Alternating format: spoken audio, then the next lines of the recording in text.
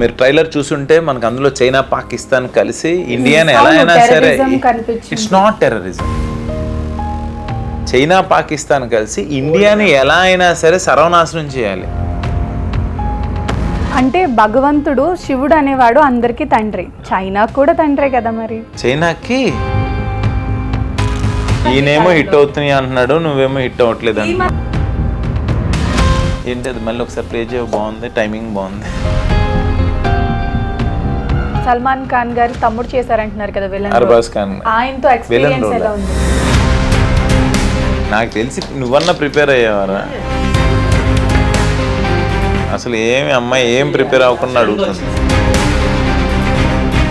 మరి ఎందుకయ్యా నువ్వు మమ్మల్ని ఎందుకయ్యా బాధుడి మాకు? నిన్ను ఎలా తిడతాను స్వీయ? ఆయన ఫుట్బాల్ ఆడుకుంటాను కానీ ఏమ్మా ఇటు వచ్చారు డాక్టర్ అని చెప్తుంటే మళ్ళీ ఏం చదువుకున్నారని అడుగుతుంది ఏంటి అమ్మా? అన్ని కట్లే, అన్ని ఎడిటింగ్ వాళ్ళకి ఇది చాలా పెద్ద పని. ఇది మూవీ బడ్జెట్ ఎంత అశ్విన్ గారు? ప్రొడ్యూసర్ గారిని అడగాలి స్వీయ గారు. బాబు ఇది గనక ఈ ఎపిసోడ్ నాకు తెలియకుండా గనక వదిలితే నీకు నాకు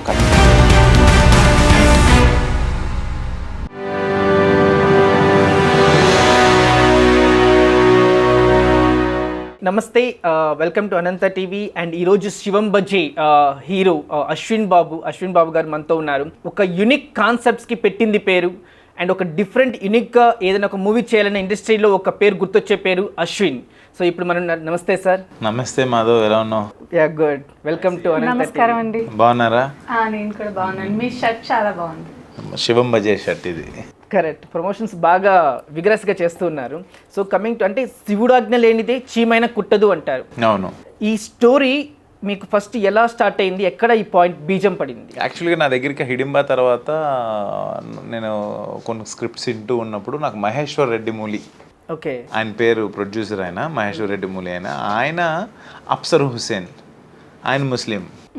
సో వాళ్ళిద్దరు కాంబినేషన్ నాకు కథ వస్తున్నప్పుడే నేను ఒక షాక్. అంటే మహేశ్వర్ రెడ్డి అంటే శివుడి పేరుతో ఉన్న వ్యక్తి, అఫ్సర్ హుసేన్ ఒక ముస్లిం వ్యక్తి కథ, ఓకే విందామని చెప్పి వినంగానే ఆయన తీసుకెళ్ళిన స్క్రీన్ ప్లే, ఆయన చెప్పిన విధానం చూస్తే నాకు చాలా బాగా నచ్చింది.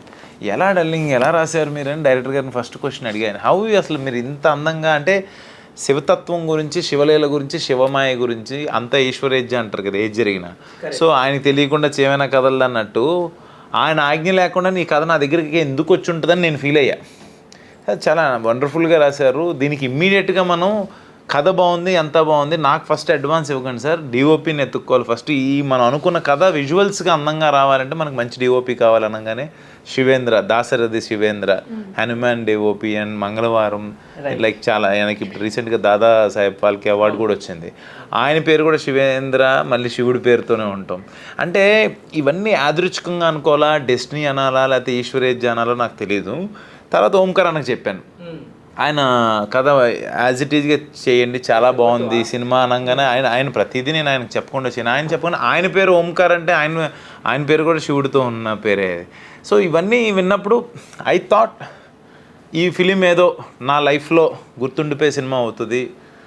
దట్టు నేను ఇప్పుడు నా పోస్టర్స్లో కానీ, లేకపోతే నేను త్రిశూలం పట్టుకుని నుంచున్నా, లేకపోతే డమ్మరకం పట్టుకున్నా, లేకపోతే శివలింగం ముందు నుంచున్నా, అది నాకు ఒక పెద్ద గిఫ్ట్ కింద నేను ఫీల్ అవుతున్నా. కాన్సెప్ట్ మొత్తం శివుడి మీద వెళ్తుందండి. ఒక మీరు ట్రైలర్ చూసుంటే మనకు అందులో చైనా పాకిస్తాన్ కలిసి ఇండియాని ఎలా అయినా సరే, it's not terrorism.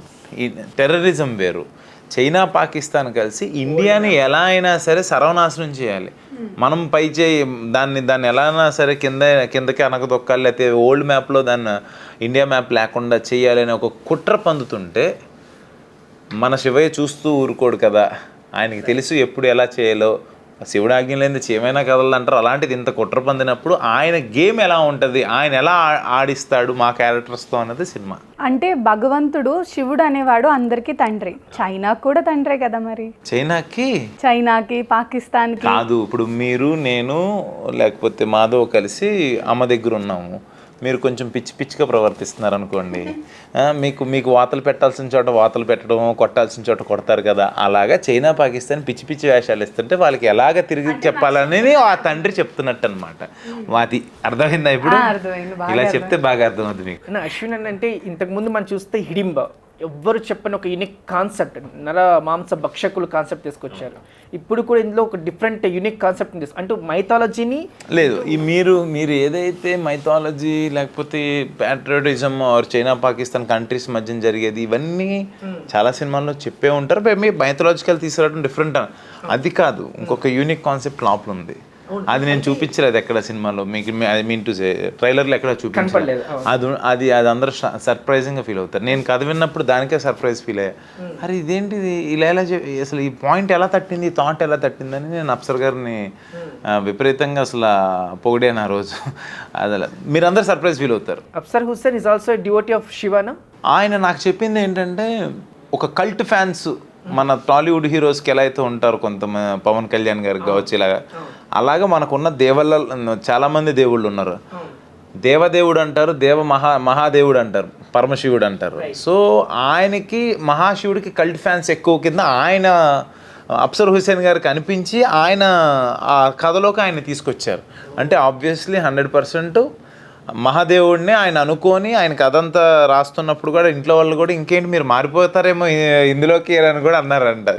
It's like, అంటే నేను యాక్చువల్గా రిలీజియన్ హిందువా ముస్లిమా అనేది అసలు నేను అసలు నమ్మను. అలాంటి అందరూ all are equal, we all are human beings అని నేను అనుకుంటాను. అది నాకు లేదు, మా డైరెక్టర్కి లేదు. బట్ ఇందులో ఈ కథలో అర్బాజ్ ఖాన్ గారు యాక్ట్ చేశారు, సల్మాన్ ఖాన్ గారు బ్రదర్ అర్బాజ్ ఖాన్ గారు యాక్ట్ చేశారు. తర్వాత ఇనయా సుల్తానా అని ఇంకొక అమ్మాయి, అలా మురళీ శర్మ గారు, అయ్యప్ప శర్మ గారు, తనకిల బర్ని గారు, తులసమ్మ గారు, హైపరాది, శకలక్ శంకర్, లైక్ చాలామంది ఆర్టిస్టులు యాక్ట్ చేశారు. సో డిఫరెంట్ రిలీజియన్స్, దానికి అసలు మనకి అలా ఏం లేదు. సినిమా ఇండస్ట్రీ కావచ్చు, బుల్లితెర కావచ్చు, వెండితెర కావచ్చు, అందరూ ప్రేమగా పిలుచుకునే పేరు ఓంకార్ అన్నయ్య. సో ఇప్పుడు అందరూ అనుకుంటుంది ఏంటంటే, అంటే ఈ స్టోరీస్ అన్నీ కూడా యూనిక్ ఉండటం వల్ల ఓంకార్ అన్నయ్య పాత్ర ఏమైనా ఉందా స్టోరీ సెలెక్షన్స్లో, లేదంటే what is the process followed by the Ashwin గారు టు సెలెక్ట్ ద స్క్రిప్ట్?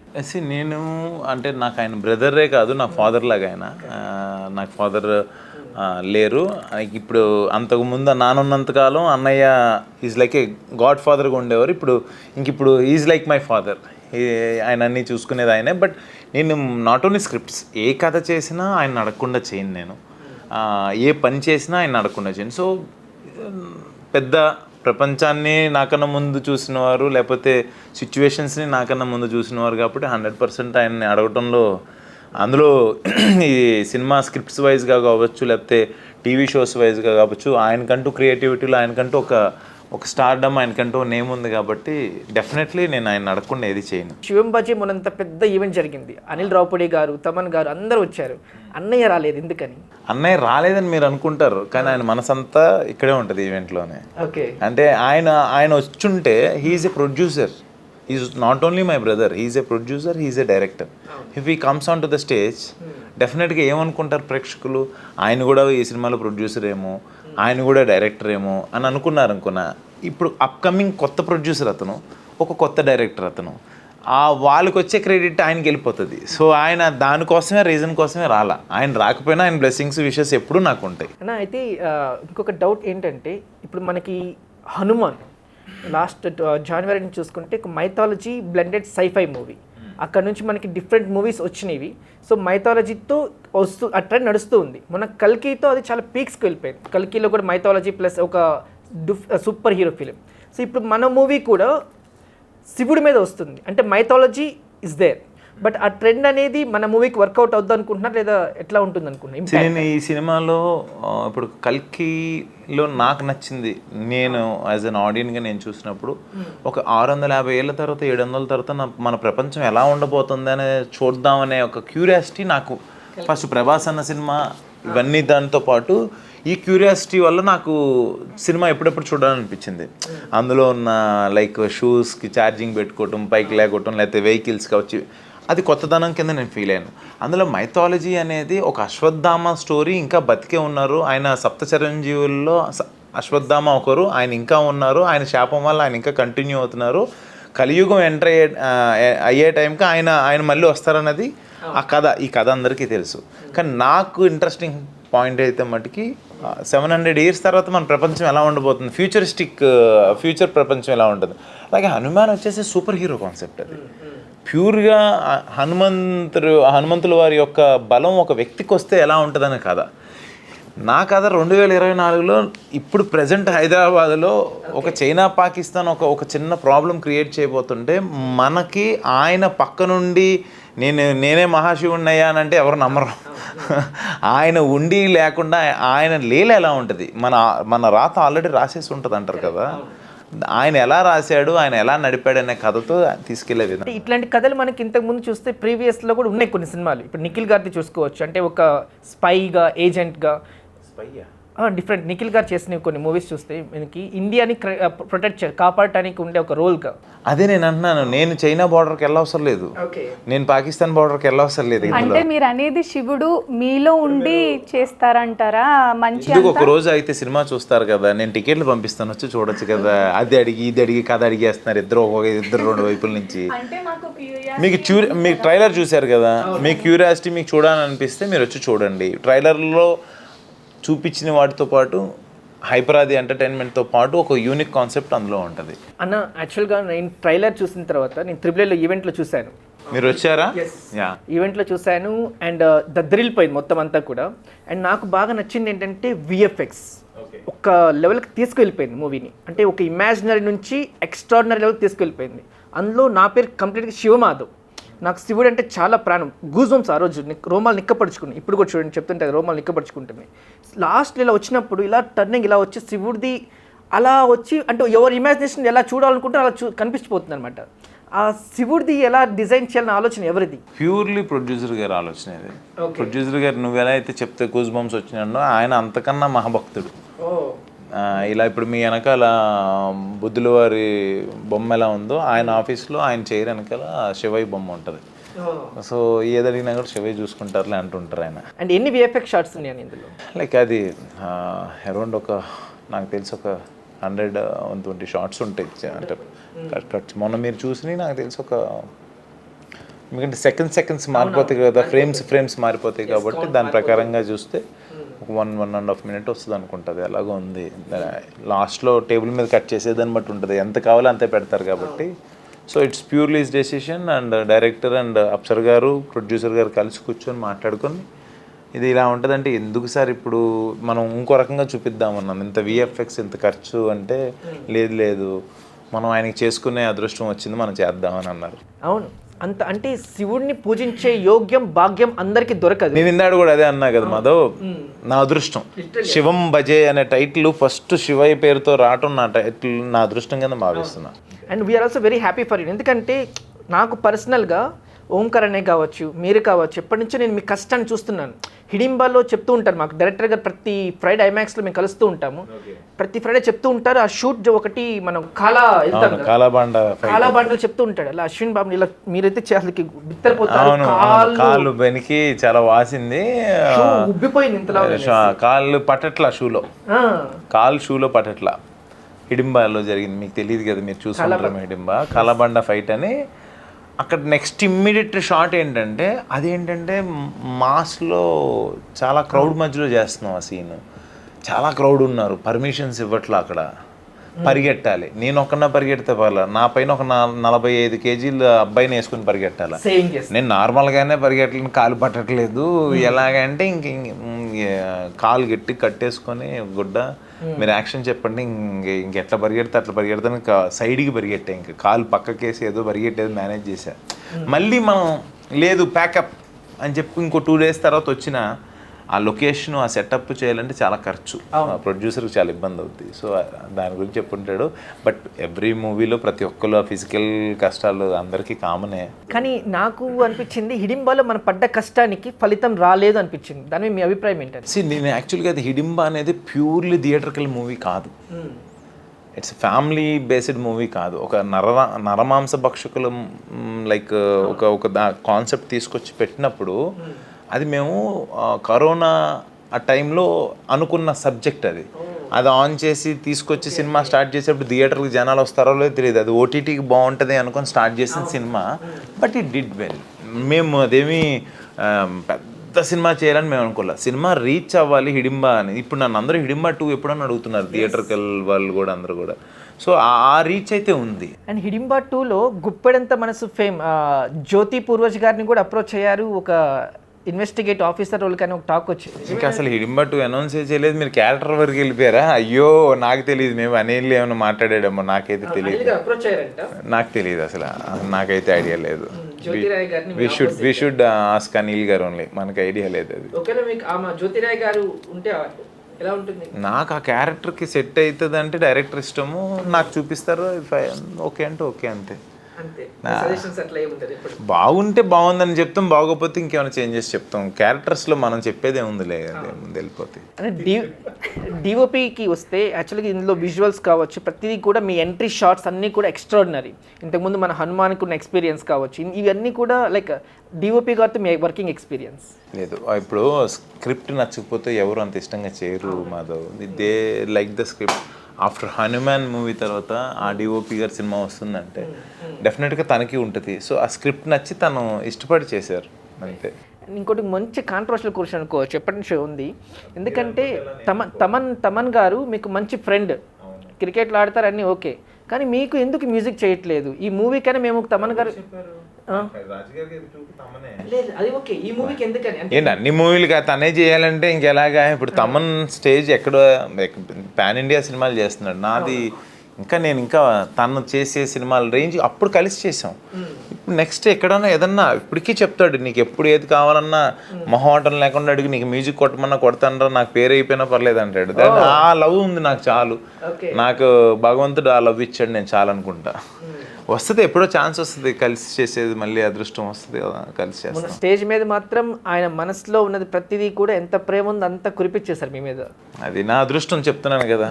తను ఇప్పుడు నాకు తెలిసింది ఉన్నది ఉన్నట్టుగా మాట్లాడతాను, ప్రేమగా ఉండటమే తెలుసు. బట్ తను ఆ స్టేజ్లో ఉండి నా మీద ఆ ప్రేమ చూపించడం అనేది తన గొప్పతనం, అది అంతే. అనిల్ రావుపూడి గారితో మీకు మంచి రిలేషన్ ఉంది, ఏ స్టోరీ ఉన్నా కానీ ఫస్ట్ చెప్తూ ఉంటారు అనిల్ రావుపూడి గారితో. అండ్ భవిష్యత్తులో అనిల్ రావుపూడి గారితో ప్రాజెక్ట్ మ్యాచ్అప్ అయ్యే అవకాశం ఉందా?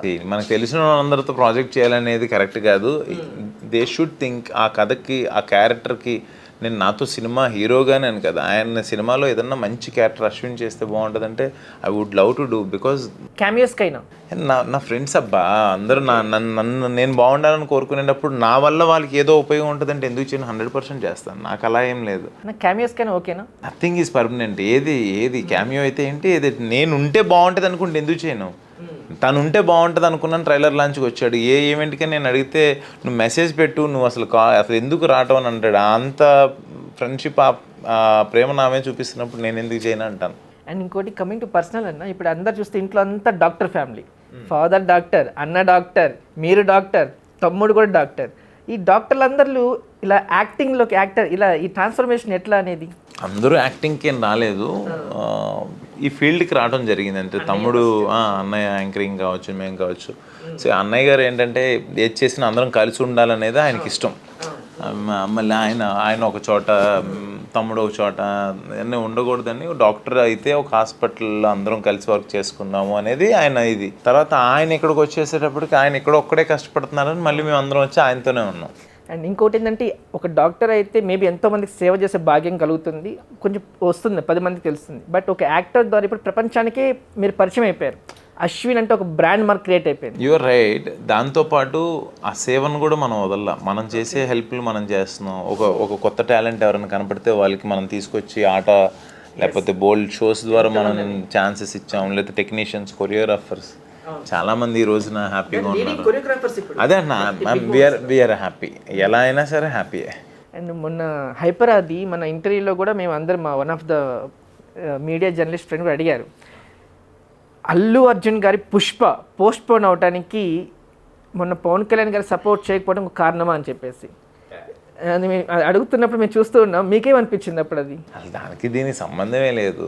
ఎవరన్నా మంచి కోరుకుంటారు కానీ ఇండస్ట్రీలో దూరం నుంచి చూసినప్పుడు నేను కూడా సినిమా యాక్టర్ కాకముందు దూరం నుంచి చూసి చిరంజీవి గారి ఫ్యాన్స్, బాలయ్య ఫ్యాన్స్, ఇలా ఇలా ఇలా వాళ్ళకి వీళ్ళకి హ్యాపీగా వాళ్ళందరూ కలిసి ఇక్కడ క్రికెట్ ఆడుతుంటారు. సో అలా ఏం ఉండదు, అది మనం దూరం నుంచి అలా అనుకుంటాం. ఏదైనా ఉన్నా కూడా మన ఇంట్లో చిన్న చిన్న ఏమైనా ఉంటే బయట కామన్, కాకపోతే ఇండస్ట్రీ కాబట్టి అది బయటకు పెద్దగా కనబడుతుంది, అలా ఏం ఉండదు. కానీ అని ఇప్పుడు మనం చూస్తే మొన్న 2024 ఎలక్షన్స్ అనేది హిస్టారికల్ ల్యాండ్ స్లైడింగ్. ఎందుకంటే మన నటుల్లో నుంచి అనుకోవచ్చు, మన సినిమా ఇండస్ట్రీ నుంచి వచ్చు, జనసేన చీఫ్ పవన్ కళ్యాణ్ గారు వెళ్ళటం 21 సీట్స్ కంప్లీట్గా స్వీప్ చేయటం అంటే రాజకీయాలకి ఒక నిర్వచనం ఇచ్చారు, కొత్త రీడిఫైన్ చేశారు. మీకు అది చూసినప్పుడు ఎలా అనిపించింది? గూస్ బంప్సే, నాకైతే గూస్ బంప్సే. అంటే పవన్ కళ్యాణ్ గారి గురించి నేను లాస్ట్ టైం హిడింబా ఇంటర్వ్యూస్ ఇచ్చేటప్పుడు నన్ను ఎవరు అడిగితే ఆయన గెలవాలని కోరుకుంటారా అని అడిగితే వై నాట్, ఆయన కష్టానికి, ఆయన చేసే కృషికి, ఆయనకున్న లైక్ అంకిత భావానికి, 10 మందికి సహాయం చేసే విధానానికి ఆయనకు ఒకసారి ఛాన్స్ ఇస్తే తప్పే ఉంది అని నేను ఒకసారి అన్నాను.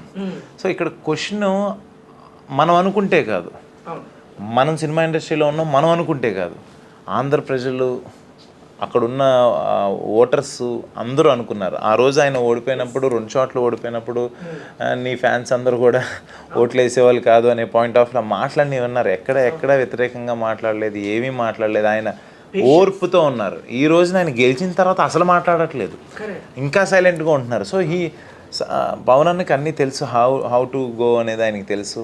ఈజ్ లీడింగ్ అంతే. ఆయన గెలవటం నిజంగా ఇప్పుడు మనకు అక్కడ ఓటు లేదు, బట్ నేను వింటాం ఏంటంటే ఆంధ్ర ప్రేక్షకుల వరం అంటున్నారు. అది కానీ మన సపోర్ట్ ఉంది, మీ ఫ్యాన్స్ అందరూ అక్కడ వాళ్ళందరూ కూడా ఓట్లేసి 100% స్ట్రైక్ రేట్ ఇచ్చారు, చేశారు, గెలిచేసారు. ఇంకా అది ఆయన కష్టం, అది ఆయన హార్డ్ వర్క్. అది మన రూట్స్ అనేది గుంటూరు, మన ఏపీ నుంచి వచ్చినవి ఇక్కడికి.